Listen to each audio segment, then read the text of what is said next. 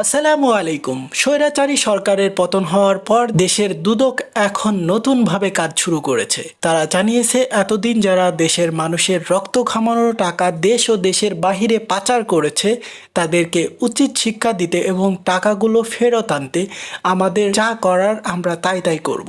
সেই সাথে ইউরোপীয় ইউনিয়ন জানিয়েছে তারা বাংলাদেশের লুণ্ঠিত টাকা ফেরত আনতে দুদককে সর্বপ্রকার সাহায্য সহযোগিতা করবে। দেশে ইতিমধ্যে দুদকের তৎপরতা শুরু হয়ে গেছে। আমরা আশা করি আমাদের দেশের স্বাভাবিক অবস্থা খুব শীঘ্রই ফিরে আসবে।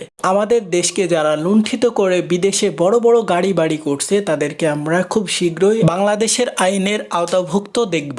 খবরে আরো জানা গেছে যে দুদকের কর্মকর্তারা দেশ এবং দেশের বাহিরে সর্বত্র তৎপরতা চালাচ্ছে। সে সাথে দেশের আইন শৃঙ্খলা বাহিনী দেশের মানুষকে আশ্বাস দিয়েছে যে যারা দেশকে লুণ্ঠিত করে বিদেশের মাটিতে অবস্থান করছে তাদেরকে অতি দ্রুত আইনের আওতায় এনে দেশে এনে বিচার করা হবে।